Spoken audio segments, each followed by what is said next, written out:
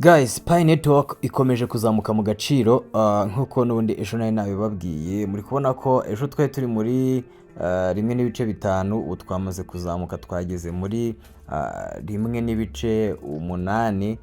So n'ubundi tugiye muri technical analysis, n'ubundi nk'uko nari nabibabwiye ngo mu gihe Pi Network iraza kuba ibreakinze izone yo hejuru iraza gukomeza kuzamuka.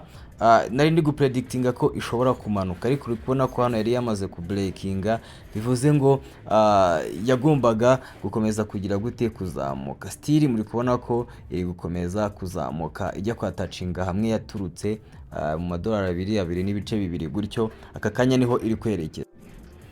Hanyuma rero ikindi nk'uko mubibona ku bantu bari updatinga amazina, bantu baba barinjiye muri mining batari serious, bakandika amazina atariyo adahura n'ibyangombwa byabo.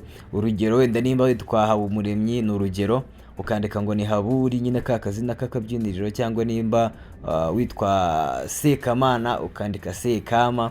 Aba bantu muri kubona ko bari guhabwa penalties z'amapayi menshi. Aka kanya amapayi 48 nk'uyu muntu bamucharginze, muri kubona ko harimo payi harimo amadolari arenga 100 anga nayo bamukase nyine kubera one mistake yakoze. It is better ko tureka kujya dusuzugura ibintu tukabikora kuva ku ntangiriro yabyo kugera ku musozo wabyo. Biba ari byiza cyane kandi birafasha. Ngiye nkunda kubibabwira, ikintu gikore birangire cyanze cyangwa gikunze, right?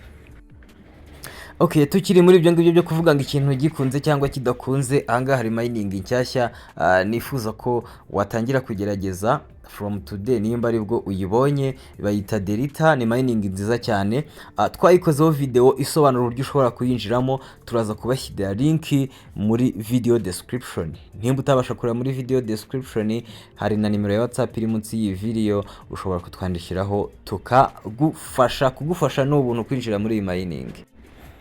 Okay, hanyuma kandi kantu nshaka kuvugaho nyine no muri tukiri mu bintu by'amakosa, hano hari umuntu wakoze icyo bita order muri Pi Network. Yafashe Pi coins azikura kuri muri Pi browser azizana muri OKX. Azingo ni ibintu bisanzwe, azingo ni ibintu byoroshye, ariko murebe mistake yakoze kugira ngo namwe mutazazikora. Muri kubona ko yinjije Pi Network azinjiza apana mu gice cya spot trading, azinjiza muri future trading. Muri kubibona yafashe Pi azinjiza mu cyo bita future trading. Arangije afata side iri negative, cyangwa se side ivuga ko isoko niramuka rimanutse aribwo baramuha inyungu. Kandi nkuko twabonye ko Pi Network ikomeje kuzamuka mu gaciro. Kandi muri future trading nta kuvuga ngo mapayi urayahomba agabanuke mu gaciro hanyuma ze kuzamuka. Ahangaha iyo amafaranga yawe ahombye yose akagenda akagera kuri 0, nyine ubwo biba birangiye, nta kuzongera kuvuga ngo bizazamuka. Ubuhiye ubaye liquidated niko tubyita, sibyo? Rero uyu muntu nawubwiye nti wakwishyuye amadolari 5 cyangwa 5,000 nkagufasha nkakwereka uko ibintu bikora utiriwe wivuna. Yanga kuyishyura, arangije nyine yumva ko ibintu abizi. Right now muri kubona ko uyu muntu yagize loss y'amadolari 100 yagize loss y'amadolari 119 n'ibice.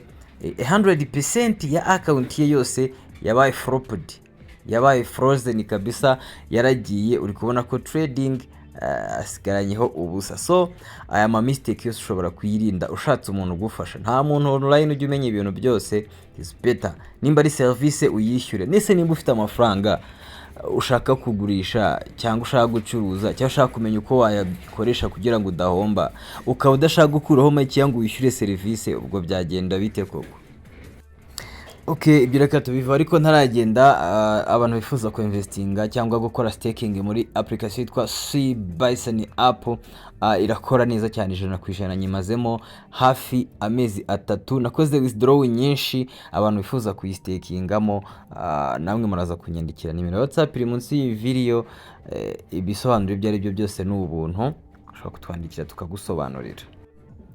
It's a very wonderful platform that can pay you according to your work. If you work hard, iyo ukoze cyane nyine urinjiza ugira ikintu ubona, ariko iyo udakoze yeah, you get nothing bro. Withdraw ya nyuma niyo kuri 25, 21, 17, 15, 12, 8. Those are many withdrawals I have made on this platform. That is why I can tell you that it is a legit platform. You can join today. Ushobora gustaking uhereye kuri sui imwe ingana n'amadolari 4 n'ibice nka 2 kuzamura bitewe n'inyungu ushaka. Ukeneye ibindi bisobanuro ya video twakoze cyangwa udusobanuze kuri WhatsApp. Thank you so much for watching this video. See you next.